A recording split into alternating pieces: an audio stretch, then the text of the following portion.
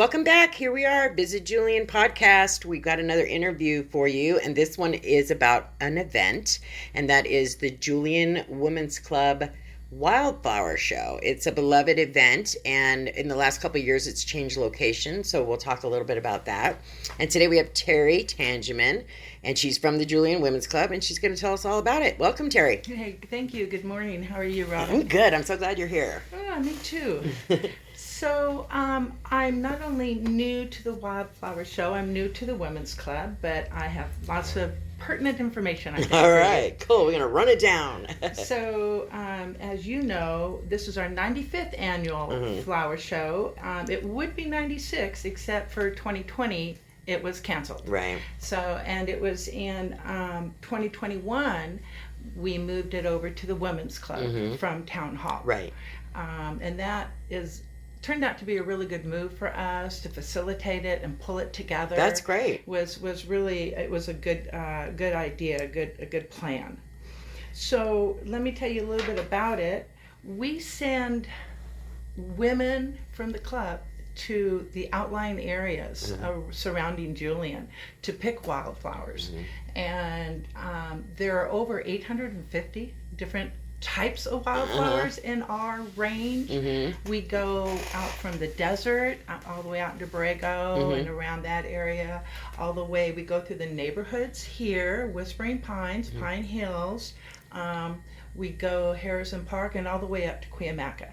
So we have quite a variety of flowers available to us. It turns out it's a 15-mile radius, with Julian being the hub. So we are like everywhere. Right, high altitude, low altitude. So what we actually get depends upon rain. Sure. Every year, it's dependent upon how the season and how wet the season has been and what comes up. Sure.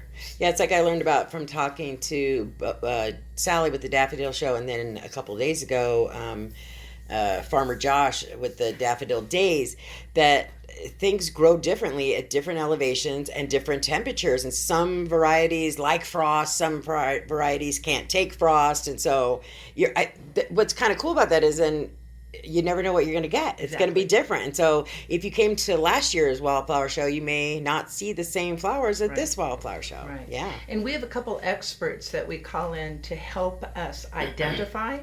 So as the women, we pick for 2 days prior to the show. And in those 2 days, we vase everything and label it. So we have a couple pros that come in and help do that. As Sally had said, there's thousands of types of daffodils. Right. Well, we're picking, from over 800 different kinds. And so it's good to have the experts come in and help us label and do you ever find one identify. that you don't know? Do they ever get stumped? Again, I'm new to all this, right. but I would not be surprised. Right. I mean, there's just so many different kinds. Yeah. And as you said, higher, lower elevations, amount of weather, these flowers, they appear so delicate, and yet they're hardy to grow in their particular environments. But I wouldn't be surprised if somebody gets stumped. I don't know. This looks like could be, and then I imagine the two experts might be back and forth, and it's like, okay, it's beautiful. Let's just call it beautiful. Yeah. But I also remember from talking, I've learned all this stuff about flowers in the last couple of interviews, so we talked about lilacs being fragile, and he said, actually, that's not true. The plant itself is really hardy. It'll grow just about anywhere, but will it bloom everywhere is the question. So it's a hardy plant, delicate flower. Exactly. Yeah. Again, depending upon all the environmental impacts that it gets and altitudes. So also, this flower show is not only about showing the public and introducing them to different wildflowers and how they grow at these different elevations and whatnot, but we bring in school children's art, like at the Daffodil Show. And so this year, for the first time, Warner Springs is connected with them. So I'm really excited. Yeah, they were that's excited to bring some stuff in. We have the high schoolers again. bringing in some floral arrangements. Oh, I remember that when it was, Yeah. a couple of years ago. Now time goes by. I I have know. no idea. It was yesterday or 6 years ago. I don't remember. But yeah, those flower arrangements are lovely, and they put a nice backdrop behind them so that they're not convoluted by noise, and they're really pretty. Yeah. They are, and they also help in this. This is a fundraiser for the Women's Club. Admission is free, but we do appreciate donations, Sure. so that we can keep presenting the show and educating the public Yeah. and exposing them to what's right in their backyard. And we have, so not only the bouquets from the high school, but our fifth grade teacher up here, they do life science anatomy. So they do illustrations that will depict the structures of the flowers too. That's so awesome. It's so cool. Yeah. It's just so great that it's such a community endeavor. Yeah. This year, also, the women from the Women's Club put crafts together. For sale. For Yeah, sale, to aid in the fundraiser. And there's some really cool kits for kids, like, the pine cone and peanut butter things. Oh, So right. Huh? they'll put together kits for kids to help educate them, and they can be creative and learn more about their environment and how to take care of it as well. That's awesome. So what else we got here? Oh, we should tell you. Oh, this is the second year in the Women's Club. We've already talked about Right, that's that. at the building on C Street. And Yeah. when you guys first moved, I'm not going to lie, lots of people came in this building looking for the Wildflower Show. So we hopefully when people listen here, it's on C Street, on C Street. Feel free to stop by Town Hall and I'll direct you. But, And you know what? There's no problem with that. You get into town, you get to walk through our Right. cute little town, Right. window shop on your way there. Right. Know where you're going to pick up your pie on the way back. Right, exactly. So it all works. Yeah, you sure. know, it's good for everybody. Yeah. You might be surprised at how many volunteers it takes to put on a show like this. I know you discussed that with Sally and the Daffodils, and again, just a huge community effort from the kids at the schools that participate to the women in the club itself, and then others in the community that want to come and just share a couple hours with us during the days of the event. We have probably up to 40 different women, 40 volunteers Wow, that's to great. put on this 2-day event. You know, of course, you don't see the previous 2 days of Right. putting it all together, but it's a lot of camaraderie, a lot of fun, a common goal in the community. So it's just a lot of fun. As far as how many flowers, again, we've already discussed the various aspects that impact that. So we can expect probably up to and at least 100 different flowers. Oh, that's great. Yeah, and again, it could be totally different, Yeah. Expect it to be different every Right. year. Yeah, you know. and that's great because people who want to support the Women's Club or who love wildflowers and or both, each year can come back and experience something different. The different crafts, the different art from the kids, the different bouquets. I mean, the show is different every year, regardless. Every year. Yeah, that's awesome. So If someone wants to support the Women's Club, but say they can't make the Wildflower Show, how would they go about doing something like that? you can find us. We have our website at julianwomensclub.com. Right. And there's a donate button. And you can also find a calendar of events and things that are going on. And also our Facebook page. Great. There's a donation button there and a calendar of events. And we really would appreciate it. Yeah. We appreciate seeing you here because Sure. it's so much fun. But we would appreciate any donations that anyone wants to contribute. Since we're asking for donations, I should have started with, what does this event serve? What money that gets raised, what do you guys use that money for? Exactly. I'm glad you asked because I asked, going, okay, we're doing all this. Yeah.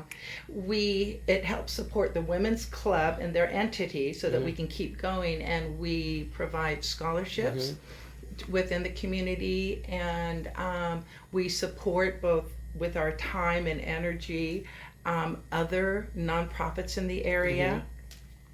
We work with the schools. A group of women did helped with the Halloween festivities at the elementary school, so we can do that through donations, cash donations to support the different teachers in their classes and what they might want to do, as well as with our time serving in the classroom or at the school itself. Right. But this year, what's really cool is the scholarships we give are for seniors not going on to college. They're for, what's that word? Trade show. Thank Trade you. shows, not trade shows. Right. Just trades. Yeah. For other interests, because there's so many, and so we're able to support kids to explore other avenues. Yeah, I think that's great. And adults as well that are re-entering an educational field. We supported a woman a few years ago that went back to hone and update her dental skills. So anybody like that wants to continue to grow and learn. This year, what's super exciting is we have quite a bit of money for first responders, from EMTs to firefighters to sheriffs, that money that has been earmarked specifically for EMTs. And this is the first time that we've done that. So we're real excited about that. That's great. And our scholarships are for within the local community. Right. And when we talk about our school district, we're coming all the way from Shelter Valley and Butterfield up into the Julian area. Anyone can apply. Yeah, so speaking from personal experience, in 2010, my son received a $1,000 scholarship from the Women's Club, which is, really awesome. And now he did go on to college and took all the fire classes. He was an EMT. So that just by coincidence. Yeah.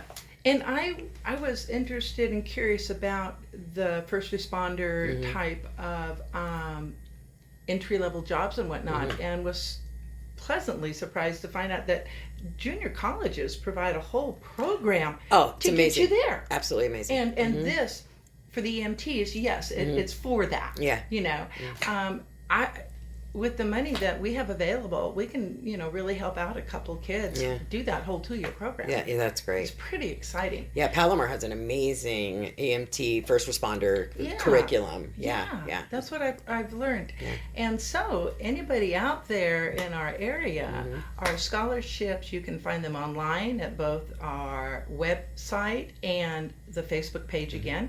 And they are due April 14th, I think. Oh, so you've got a couple of weeks. Yeah. But I know that you guys have really been advertising it, so it's not like we're giving someone 2 weeks' notice. No, absolutely. Flyers everywhere. I've seen it. Thank you very much for acknowledging that they are out there. Yeah, they are out there. I've seen them. I know they exist. So that's great. So it's really great that a group in the community gets together. I'm sure there's plenty of wonderful reasons to be a member of the Women's Club, the camaraderie, the luncheons, the scholarships. And I think, I know for us in 2010, when my son was applying for the scholarships and such, that how impactful that was on the kids who get the scholarships. My daughter got a scholarship a couple years later, and it made sense, and she ended up buying a car so she could get to and from college. That's part of it. She doesn't have a car, she can't go. Right. So she got enough money in her scholarships that she was able to buy herself a little tutor that got her back and forth to school. Yeah. So those are all important things and they're needed. And for us out here, nothing's easy getting any place. Right. And so for the young kids, even the adults that are re-entering, it's a challenge. Yeah. So I'm glad you brought that up because the need is definitely there, and $1,000 or $2,000 can really make a difference. Yeah, absolutely. Especially with the price of books. Oh yeah. Yeah, I mean, I remember, I think one particular, I don't know if they were quarters or what, where the books were almost as much, if not more, than the tuition. It's just crazy. Yeah. And you have to find all these avenues to make it happen, to put these little packages together. Yeah. One thing we haven't said yet is the date of the show. Oh, just come on up whenever you feel like it. Yeah. So the show will be Friday and Saturday, May 6th and 7th. Okay. And from 10 to 4. I don't know this, so I'm asking. Is that Mother's Day weekend, or is it Yes, it is. Okay. Mother's Day is the 8th on Sunday. Right. Woohoo. So bring your mom up, bring your grandma up, have a girls' day, a weekend, and come up and explore Julian and see the flowers. Oh, another thing we are doing, you know about the 4th of July quilt, Eleanor Burns and her project. We will be raffling tickets for that as well. There'll be, again, crafts and things that people can buy. We have jellies that we've been making. Women have been making homemade jellies. And again, the different crafts that people can purchase, as well as raffle tickets for the 4th of July quilt. Yeah, the 4th of July quilt's always a big deal. Anybody who knows about it, like, clamors to get a raffle ticket. And so since we're talking about that, the quilt show will be coming up in Town Hall. It's usually the last week of June, and it runs through the 4th of July here at Town Hall. And, if you're, we might as well, take advantage of the fact that we've got ears listening to us, that it's almost like an art show.